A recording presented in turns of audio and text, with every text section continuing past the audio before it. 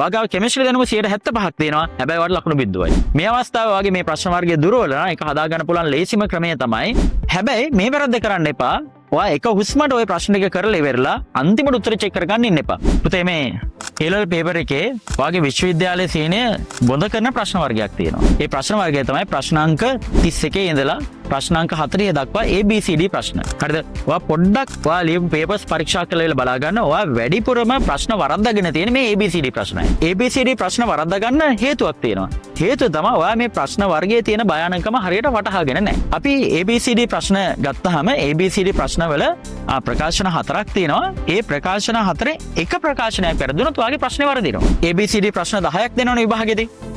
ඒ ප්‍රශ්න 10 තියෙන ප්‍රකාශන 40ක්. අපි හිතමු ඔයා 31 වෙනි ප්‍රශ්නේ කරනවා. 31 වෙනි ප්‍රශ්නේ එක ප්‍රකාශයක් වරදිනවා. දඬුවම මොකක්ද? ලකුණක් ඔයාට අහිමි වෙනවා. ප්‍රශ්න 10ක් තියෙනවා. ප්‍රශ්න 10 ප්‍රකාශන 40ක් තියෙනවා. 40ෙම ඔයාගේ වරදින එක ප්‍රකාශයයි.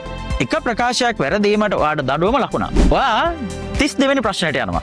අනේ 32 වෙනි ප්‍රශ්නේත් ඔයාට එක ප්‍රකාශනයක් වරදිනවා. ඒකේ දඬුවම තවත් ලකුණක් කැපෙනවා. හරිද? මේ ප්‍රශ්න වර්ගයේ ප්‍රකාශන 40ක් කරනවා. 40න් 2යි වරදින්නේ. 2ක් වැරදීමට හරිද දඬුවම ලකුණු 2ක්. හරිද? හැම ප්‍රශ්නයකම ඔයා එක ප්‍රකාශය ගානේ වරද්දනවා.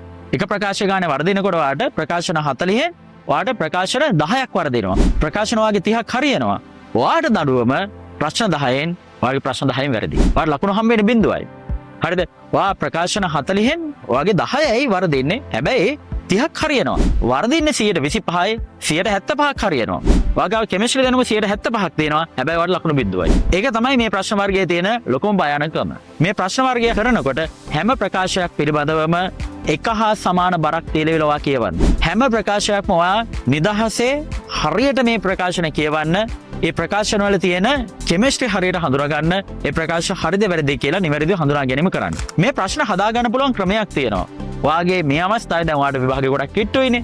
මේ අවස්ථාවේ ඔයාගේ මේ ප්‍රශ්න වර්ගයේ දුරවල නම් ඒක හදා ගන්න පුළුවන් ලේසිම ක්‍රමය තමයි ඔයා 2010 අවුරුද්දේ ඉඳලා 2025 අවුරුද්ද දක්වා හරිද papers එතන තියෙනවා 16ක්. ඒ papers 16ෙම ABCD ප්‍රශ්න ටික කරන්න. කවදද කරන්න ඕනේ? එක දවසක කරන්න ඕනේ. හරිද? ඔයා කරන්න ඒක ආරම්භ කරන්න මේ විදිහට 2011 paper එක ගන්නවා.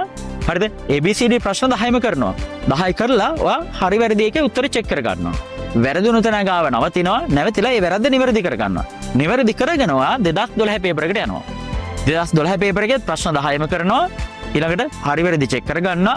වැරදුණු තැන ගාව නවතිනවා. වැරද්දට හේතුව හොයා ගන්නවා. ඒක නිවැරදි කර ගන්නවා. ඊට පස්සේ 2013ට යනවා. papers 16ක් තියෙනවා. ප්‍රශ්න 160ක් තියෙනවා. 160 කරපුවාම ඔයාට මේ ප්‍රශ්න මොඩල් එක අහුවේ. මොනවද ඔයාගේ මේ පරීක්ෂා කරන්නේ? මොනවද ඔයාට වැරදින තැන් වැඩිපුර? ඒක අහු කරගන්න පුළුවන් ලේසිම ක්‍රමය තමයි එක දවසේ ප්‍රශ්න කරන්න ඕනේ. හරිද? ඒක තමයි මේ ප්‍රශ්න වර්ගය හදා ගන්න පුළුවන් ලේසිම ක්‍රමය. හැබැයි මේ වැරද්ද කරන්න එපා. ඔයා එක හුස්මට ওই ප්‍රශ්න ටික කරලා ඉවරලා අන්තිමට උත්තර චෙක් කරගන්න ඉන්න එපා. 10 චෙක් කරගෙන යන්න. එතකොට ඔයාට ටිකක් බෝරින් නැතුව හරිද ওই papers ටික කරන්න ආසයිතේ. හරිද? ඊළඟට ඔයා බලන්න ඔයාගේ අනිවාර්යයෙන්ම හරියන ප්‍රතිශතය වැඩි වෙයි. ඒක තමයි ඔයාට හදා ගන්න පුළුවන් ලේසිම සහ පහසුම ක්‍රමය.